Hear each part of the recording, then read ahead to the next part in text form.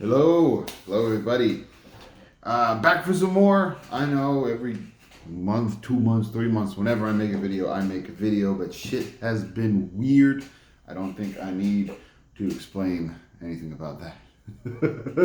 But suffice to say, I had a little surgery, and it has taken a dip into my buying, but I got a little pile, so I figured I'd share. Also some VCLT right off the bat. Let's start with that. From the great, the masterful, my good friend, Jeffrey Scott Greer, got volume 2 and volume 3.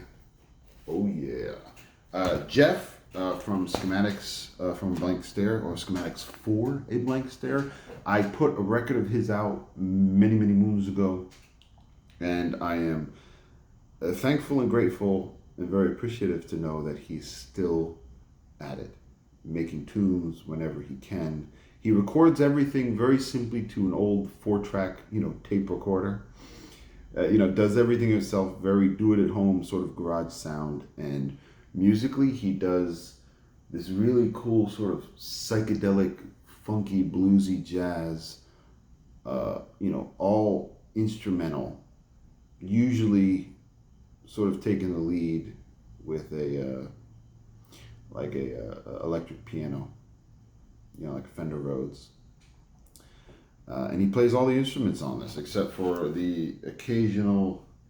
No, he does. On these, he plays everything. In the past, he's played most of the instruments that had some, but in these, he actually plays everything. He plays the drums, congas, moog, synthesizers, the flute, guitar, Fender Rhodes, and the bass guitar. He plays it all. And it's sort of reminiscent of 70s library music, which is his thing, and I really dig it. I really dig it. There's not a bad track on these, so if you can check them out, check them out. They're off of Funky Night Records. Look them up. I'm sure you can find them. But Jeff, thank you very much, my man. I appreciate everything, and I need to get myself volume 1. That's for damn sure. Acid Mother's Temple. No video of mine is complete without showing a little Acid Mother's Temple. This one is Zero Diver or Peruto Guru. I believe this is on like purple vinyl or some shit like that. Blue Moon.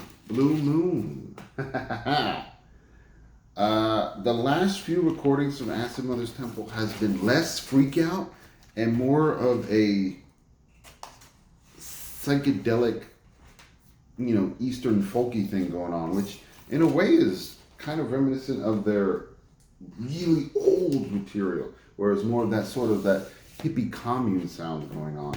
But this one's really good. It is groovy. It is, for their taste, mellow. They still freak out a little bit on it, but it's for their taste mellow. And I mean, it's almost a psychedelic dreamy thing going on because they have chants in the background. And I mean, I really dig it. And some saxophone and flute on here, which is just to die for. Really cool. I eat up everything Acid Mother's Temple. This one's a cool one. Taliban with Matt Nelson and Ron Stebinski. Hard Vibe. This is a modern ESP disc release, which is cool. A few years ago, they sort of brought the label back and started doing new releases and reissuing a lot of their older stuff, which I think is really cool. But sound-wise, this is a cool fusion of like funk rock with some, heavy like free jazz, some hard jazz. I really dig it because you could groove to it and you're sort of like taken away from it by the same time. Really cool. Check them out. Taliban. I think there's a Bandcamp link for that. I'll put one down if there is. New Garage à Toi, Calm Down Cologne. Garage à Toi, great band. Funky, soulful jazz band, modern fusion, if you would. Features Skerrick, one of my favorite modern saxophone players.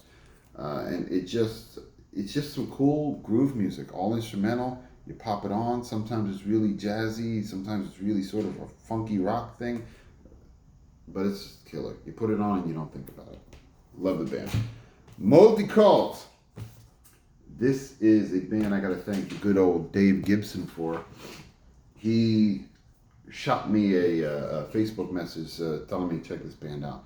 It is some killer noise rock to the max. It's everything you want out of noise rock. It is heavy, chunky, just, you know, dirty bass with off-kilter, high-pitched, you know, sort of like screechy guitars with throaty, screamy vocals and drums that just hold the whole thing together. It's everything you want in noise rock. It's great. I got to get more from them. Multicult. Love it. This one's a clear body. Clear body. One More Day. This is a Bandcamp score for me. I believe it's got some look at that, some radio vinyl there. This is what I would call it is modern alternative music.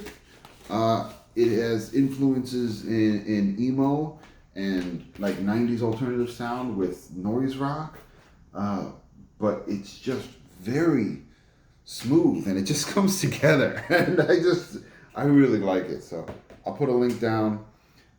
You know, tell me what you guys think. And the last one we got to show, Kuik Heen. This is a killer band featuring Skerrick. Talked about him before in Garage à Toi. But Skerrick on, what do you call it, saxophone and effects. And it is a triple vinyl, all clear blue. But it's a triple vinyl release. This is a really cool fusion band, which has Native Americans performing in it.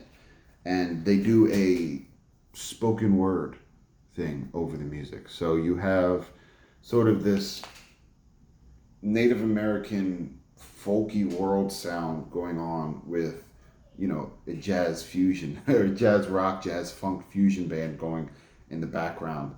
And it makes for this beautiful, earthy sound. Small bits of Native American, flutes in there with some percussion and things. So it's spiritual. It's progressive. It's just killer music. And each song just tells a story. You know, some of them, with this one, they have one guy who almost does a little bit of a rap thing going on. Then there's another guy who's sort of like his voice sounds older, a bit more gritty, and you can tell he's more of like the elder, and he's telling stories, sort of native stories, the spoken word thing that came down, traditional stories. And it's really cool, and in some ways, when you listen to it, it opens your mind. Like Killer Whale Creation is a killer song where there's this guy who, you know, like everything just goes right for him. You know, it's just like, he's one of those guys, hey, everything's sunny, everything's good, everything's wonderful, doesn't matter what happens to me, all is well in the world. And his brother-in-laws are sort of jealous of him, so they take him out to the sea to go fishing, and they leave him stranded in the sea to die. He sinks to the bottom, but he survives, and he goes through with, you know, this like the ocean god or whatever it is, and asks him for help to get back to the surface, and he grants him the help. He says, oh, you go on this, you know, branch, and you go up to the top, and you have to concentrate on where you're going to concentrate. So when he concentrates so properly, he gets up there, he's to the surface, he whittles the branch down into this creature, which is the killer whale. And he uses the killer whale, his wooden creature that comes to life, in order to get revenge on his brother-in-laws and kills them. I mean, it's pretty cool, you know. It's a pretty cool. So some of those, it's sort of like that, you know. That's the one that sticks with me. But there's other stories like that. So I think it's really damn cool. Kuik. I know it's pronounced really weird, but that's how you pronounce it. Kuik. I mean, I've talked about him before. If you're just hearing about it, check him out. Love this band. That's all I got to show. Told you a quick little video. Talked too much about the last one, but that's okay. Let me know what you guys think, and as always, till next time.